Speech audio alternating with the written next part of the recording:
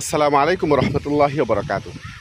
খুবই গুরুত্বপূর্ণ একটি বিষয় নিয়ে আপনাদের সামনে আলোচনা করতে চলেছি। আমি নামাজ পড়তেছি, আমি জানতেছি যে আমি পবিত্র, আপনার আমার শরীর, আপনার আমার কাপড় চোপড় সব কিছু পবিত্র, কিন্তু বাস্তবে আপনার আমার কাপড়ও অপবিত্র, আপনার আমার শরীরও অপবিত্র।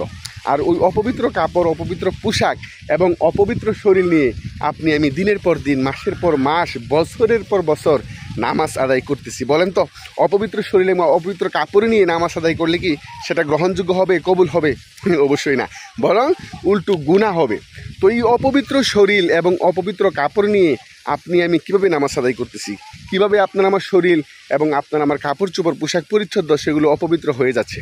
দেখেন, এই অনেক মসজিদের প্রস্রাবখানাগুলা, বিশেষ করে প্রস্রাবখানাগুলা কিন্তু একবারে সমান্তরাল, যেখানে প্রস্রাব করলে প্রস্রাবের সিটকে এসে প্রস্রাবটা সিটকে এসে আপনার আমার শরীরে লাগতেছে, আপনার আমার পোশাকে লাগতেছে, যেগুলো কিন্তু আমি খালি চোখে দেখি না।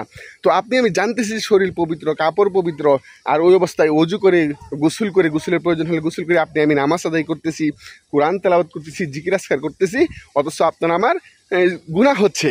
24 ঘন্টায় আপনার আমার আমলনামায় গুনাহ লেখা হচ্ছে, শুধুমাত্র এই প্রস্রাবের ছিটা ফোঁটা থেকে বেঁচে না থাকার কারণে।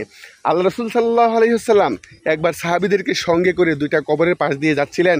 তখন আল্লাহ রাসূল বললেন, হাদিসটি এসেছে আবু দাউদ শরীফে, যে মারর নবী সাল্লাল্লাহু আলাইহি ওয়াসাল্লাম আলা কবরাইনে ফাকাল আন্নাহুমা ইউআযাবানি ওয়া মা ইউআযাবানি ফি কাবীরিন আলা ইন্নাহুমা লা ইস্তানজুহু মিনাল বাউলি ওয়া ইন্নাহুমা ইয়ামশি বিন নামিমা। তো আল্লাহ রাসূল সাহাবীদেরকে সঙ্গে নিয়ে কবরের পাশ দিয়ে যাচ্ছিলেন। তখন আল্লাহ রাসূল বললেন যে এই 2টা কবরে জাহান্নামের আগুন জ্বলতেছে, আযাব হচ্ছে। তো সাহাবায়ে কেরাম জিজ্ঞাসা করলেন, ইয়া রাসূলুল্লাহ কেন?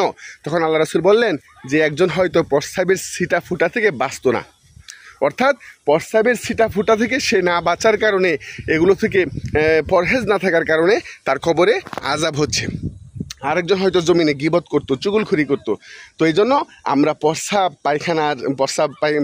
পায়খানার ছিটা ফুটা থেকে বাঁচবো, নিজেদের শরীর এবং কাপড়কে আমরা পবিত্র রাখবো।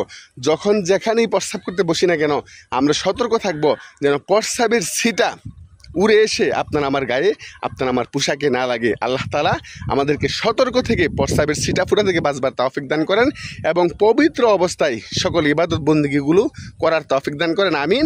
আসসালামু আলাইকুম রহমতুল্লাহি ওয়া বারাকাতুহু।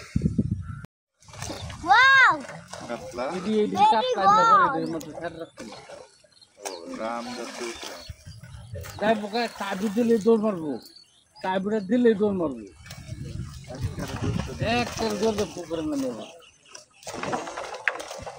দিলের দরজা পুকুরে নেমে